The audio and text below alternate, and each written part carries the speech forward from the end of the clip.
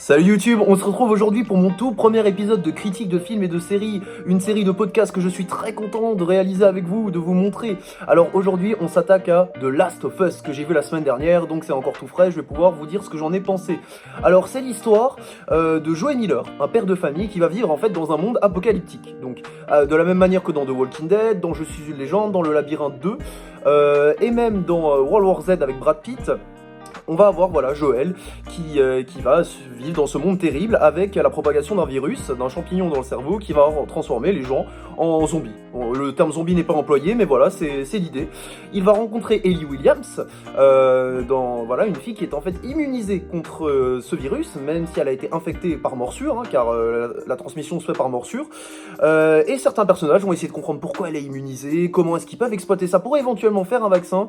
Donc voilà, l'histoire va tourner autour de ça. Joël est joué par Pedro Pascal, l'acteur qui a joué dans Narcos, et Ellie Williams par Bella Ramsey, une actrice peu connue à l'heure actuelle, mais qui va sans doute le devenir grâce à la série.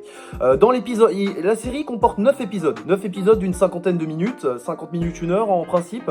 Dans l'épisode 1, et c'est ça qui est très intéressant, on a la chance de voir la période pré-apocalypse, enfin la propagation du virus, puis ensuite à partir de l'épisode 2 jusqu'à l'épisode 9, on fait une grosse ellipse dans le temps de 20 ans en avant. Donc 20 ans en avant, où on suit l'histoire de Joël et d'Ellie, qui est très intéressant. Alors, je vais tout d'abord attaquer les points positifs, puis je m'attaquerai évidemment aux points négatifs. Alors, il faut savoir que je suis extrêmement difficile en critique de films et de séries, et là pour le coup, il y a plus de points positifs que de points négatifs dans cette série. Donc pour moi, ça fait que c'est une série extrêmement qualitative. Tout d'abord, premier point positif les amis, l'angle de la série est fou, il est super original, il se distingue de The Walking Dead, de Je suis une légende, de tous ces scénarios similaires, car il est très axé sur les personnages. Alors vous allez peut-être me dire, ceux qui ont vu Walking Dead, oui mais dans The Walking Dead, les personnages sont aussi travaillés, il y a du dialogue avec Rick et Carol, beaucoup de personnages Ezekiel sont très travaillés, oui d'accord, mais l'angle n'est pas, dans Walking Dead on a un registre épique. On a un registre d'action. Ici, le registre est vraiment la caméra, l'histoire, l'angle est vraiment centré sur les personnages, sur le duo de choc de Joël et Ellie qui ont tous deux une personnalité passionnante. Joël a un sale caractère, il est très endurci, et Ellie est un petit peu une bad girl, donc elle est très intéressante. C'est pas la petite fille qui a peur de chaque monstre ou de chaque situation, donc très intéressante à regarder et le duo fonctionne à merveille. Franchement, la communication est top, les dialogues sont incroyables, passionnants. Je vous conseille donc cette série pour ça à 100%. Ensuite, deuxième point positif, même s'il y a peu d'action, elle est très bonne. Le peu d'action qu'il y a est incroyable. Je pense notamment à une scène de l'épisode 5. Donc ceux qui ont vu la série, vous allez voir de quoi je parle. La scène où Joël tue plein d'infectés avec un sniper pendant que d'autres personnages principaux essaient de s'échapper. Cette scène est tout simplement folle, elle est tout simplement magnifique. Ensuite, dans le dernier épisode, l'épisode 9, je pense de nouveau à une scène où Joël va tuer cette fois-ci, on va dire, des individus d'un camp adverse. En quelque sorte, bon, ceux qui ont vu la série, vous voyez de quoi je parle. Une scène, mais qui est sur le plan technique, cinématographique, magnifique. On a une qualité sonore de fou, on a des flous d'arrière-plan incroyables, la caméra qui est placée derrière Joël. Non, mais d'un point de vue technique, d'un point de vue sentimental, d'un point de vue émotionnel, c'est tout simplement un chef-d'œuvre. Donc le peu d'action qu'on a est très bien mené. Et justement, contrairement à The Walking Dead, où l'on a tendance à se noyer dans l'action, d'une certaine manière, ici, vu qu'on a peu d'action, on a tendance à vraiment s'en contenter et à vraiment profiter à fond du peu qu'on a. Car effectivement, il y a beaucoup de dialogue, beaucoup de temps mort dans cette série. Ensuite, autre point très important, on a de l'optimisme dans cette série. Et ça fait du bien. Parce que dans The Walking Dead, on a vraiment un registre tragique. Pour le coup, on a épique, tragique aussi. Donc un registre qui est parfois très pénible, très lourd, très dramatique, qui donne pas forcément une sensation très agréable au spectateur. Franchement, ça peut même être, c'est très désagréable par moments. Personnellement, Rick m'agace beaucoup avec ses grands discours, alors que là, on a de l'optimisme. C'est toujours réaliste. On sent que les personnages vivent dans un monde difficile, que c'est dur, voilà, que les choses ne sont pas simples, qu'ils ont vécu des choses traumatisantes, qu'il y a eu des morts, mais il y a de l'optimisme. Par exemple, le frère de Joël va être papa. Joël est très positif, enfin, pas positif, mais il est dans l'action. Vous allez voir, il va vivre quelque chose de très difficile dans l'épisode 1, mais il va s'en remettre. Et ça, voilà, donc on est tourné vers l'avenir, vers le positif, vers le progrès. Ensuite, Quatrième point, très positif. Alors, ça paraît être un détail, mais pour moi, c'est très important lorsqu'on parle de série. Le générique est très bon. Le générique est bon, il est beau, la musique thématique est incroyable, et une musique thématique qui revient, du coup, sur plusieurs séquences des différents épisodes. Et une musique qui montre très bien le registre de la série, c'est-à-dire un registre qui se veut centré sur les personnages, une musique douce, voilà. Euh, un de mes amis qui a vu la série a employé un mot très juste. On a l'impression que c'est de l'horreur doux. C'est de douce, pardon. C'est de l'horreur. On a vraiment, voilà, ce côté doux qui nous accompagne pendant toute la série. Alors qu'à l'origine, c'est plutôt une thématique horreur. Et ça, ça change, c'est novateur par rapport aux autres séries qui traitent du même sujet. Ensuite, on va finir avec, bon, cinquième point positif, les amis. Et oui, 5 points positifs, c'est beaucoup. Vous le verrez quand je ferai d'autres vidéos. La distinction entre méchant et gentil n'est pas aussi simple que ça, et ça fait du bien. On a d'un côté des résistants, d'un côté une dictature militaire, et d'un autre côté des collaborateurs. Mais personne n'est le gentil, personne n'est le méchant.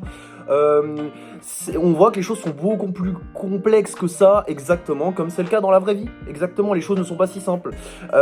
Et ça fait plaisir, contrairement à The Walking Dead. Je compare beaucoup parce que The Walking Dead, c'est la référence, bien sûr, en série d'horreur, en série apocalyptique, avec des zombies. Dans The Walking Dead, le groupe de Rick, c'est les gentils et tous les autres groupes sont les méchants et ça a un côté insupportable. Moi personnellement, ça m'énerve. Un petit peu de la même manière que quand on regarde des films sur la guerre, les Américains et les Français sont des réels héros, sont les gentils et les Allemands sont les méchants. Et là, c'est un petit peu, c'est un petit peu ce que je reproche à The Walking Dead, même si je ferai une vidéo annexe sur The Walking Dead bien sûr. Ah, mais là, voilà, la distinction. Et la distinction est poreuse en fait entre gentil et méchant et c'est ça qui est très agréable. D'ailleurs Joel est presque un anti-héros. Je dirais que c'est à la fois un héros et à la fois un anti-héros. Car il explique qu'il a dû tuer des innocents durant son histoire pour survivre. Et on voit à certains moments même, on le voit tuer des innocents. Donc on voit qu'il est dur, mais on s'attache quand même à lui. En fait on s'intéresse à l'identité, la singularité des personnages dans cette série. Et c'est ça qui est agréable, c'est ça qui est super. Et personnellement, à titre, j'ai été dans le jugement avant de regarder The Last of Us. Je me suis dit, oula, une série de jeux vidéo. Enfin, une série sur un jeu vidéo, sur Amazon Prime, bon, on sent le truc pas ouf, le truc peu qualitatif par rapport à The Walking Dead, on sent la copie quoi, on sent une mauvaise copie, et au final pas du tout. Bon, je passe au point, cette fois-ci négatif, évidemment, il en faut. Comme je vous l'ai dit, il y a peu d'actions, mais elle est bonne, mais il y en a peu. Oui, il y a peu d'actions, et surtout, il y a peu d'infectés, et ça, ce n'est pas normal. On voit, il y a des distinctions d'infectés, en fait, dans la série, il y a ce qu'on appelle des clappeurs, il y a un sort de big boss, et il y a des infectés plus classiques. Sauf qu'à aucun moment, c'est expliqué. C'est expliqué dans le jeu vidéo, mais pas dans la série. Pareil, la dictature militaire, tout le contexte politique n'est pas du tout expliqué. Donc j'ai l'impression qu'il y a eu une forme de mauvaise adaptation du jeu vidéo à la série, comme si les scénaristes étaient partis du principe que tous ceux qui regardent la série avaient déjà joué au jeu vidéo, et ça pour moi ça ne va pas, c'est un vrai problème, et le manque d'action aussi.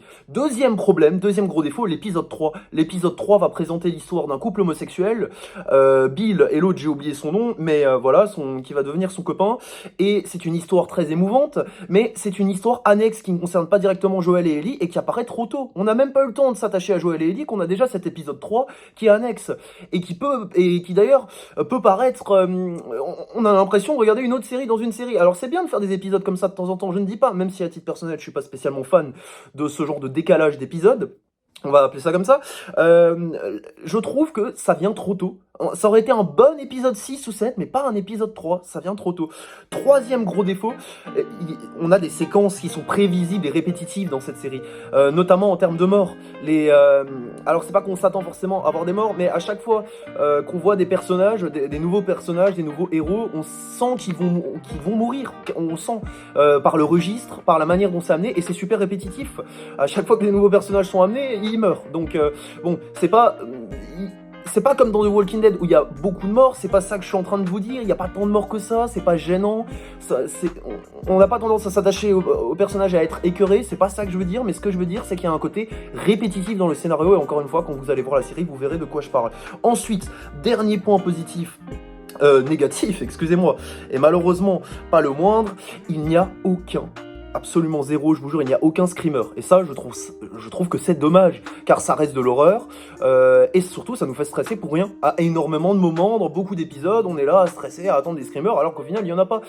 Chaque arrivée anticipée d'ennemis, que ce soit des infectés ou des groupes de camps adverses, est cramée. On les voit à chaque fois arriver à 10 000 km. Alors, c'est pas dramatique, mais le souci, c'est vraiment que ça reste de l'horreur, et moi, encore une fois, à titre personnel, je suis pas du tout fan de l'horreur, mais il faut des screamers, voilà. Donc ça, c'est l'autre reproche que je peux faire. Donc vous l'aurez compris, en conclusion, C'est une putain de série, allez la voir, je vous la conseille à 1000%, en plus elle est courte, la saison 2 sort en 2025 normalement, donc vous avez le temps, ne vous inquiétez pas, parce qu'on me dit tout le temps, ouais j'aimerais bien regarder ça mais c'est trop long, non, allez-y, foncez, foncez tête baissée, les défauts que je viens de vous dire, les points négatifs ne doivent pas vous freiner une seule seconde, c'est une critique objective, enfin subjective du coup, mais voilà, sachez que c'est pas la série où il va y avoir beaucoup d'action, c'est pas Prison Break, mais c'est très bien amené, c'est très intéressant, et voilà, je vous la conseille. Bon, j'espère que cette vidéo vous a plu, je vous laisse me dire en commentaire ce que vous en pensez, est-ce que vous aimez ce type de format, est-ce que le fait que la vidéo soit longue vous pose problème ou non, dites-moi bien sûr ce que vous pensez de The Last of Us, dites-moi si vous voulez que je critique d'autres séries, parce que je vais le faire, ne vous inquiétez pas, The Walking Dead arrive bientôt aussi, donc voilà, je vous laisse là-dessus, allez, salut YouTube.